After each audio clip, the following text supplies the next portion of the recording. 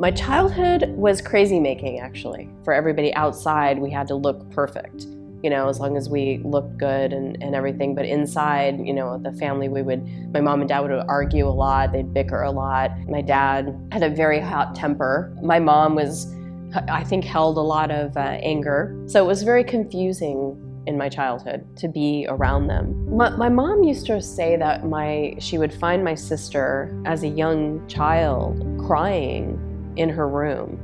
And she would say to her, "Why are you crying?"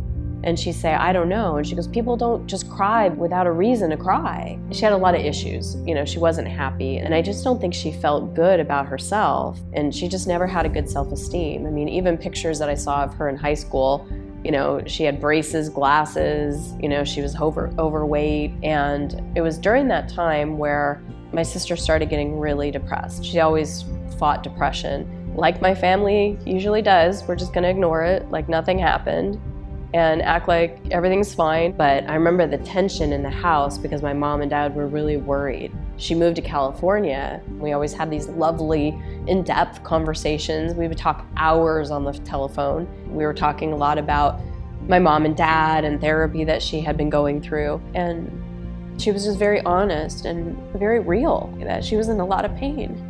One day she stopped returning my calls when I would page her. She refused to come home for Easter, when she always for sure would come home for Easter and Christmas. So something was going on with her.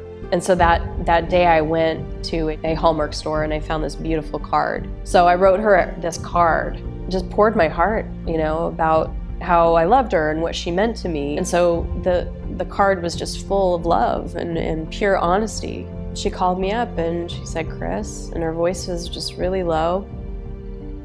And she goes, "I just want you to know I got your card.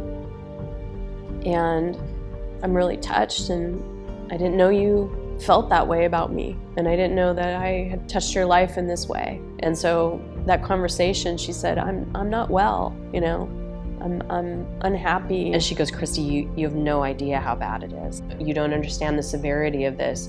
And I'm terrified. I mean, there's the feeling of helplessness. Like there's nothing I can do. There's nothing I can say that is gonna help her get out of this.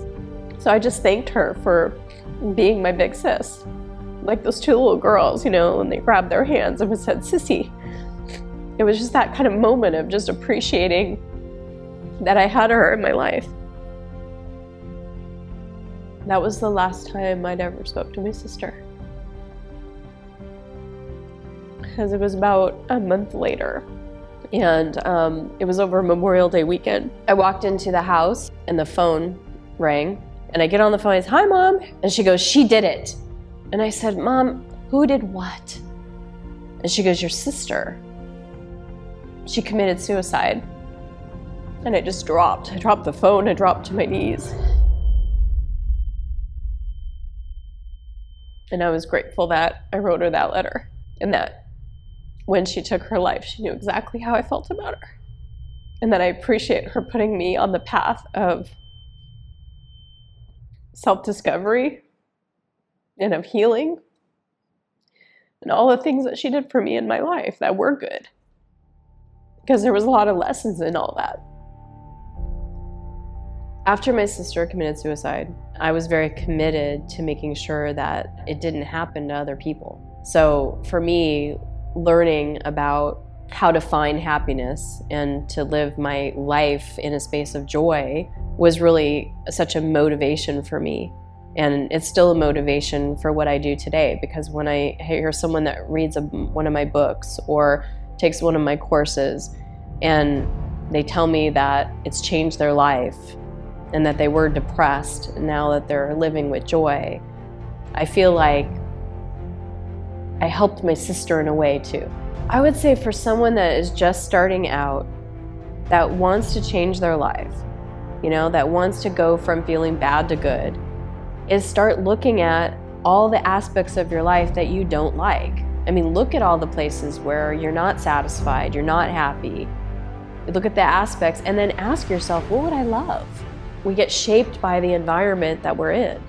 It's like we're a little seed being planted in the garden, and we're raised by the garden that we're in.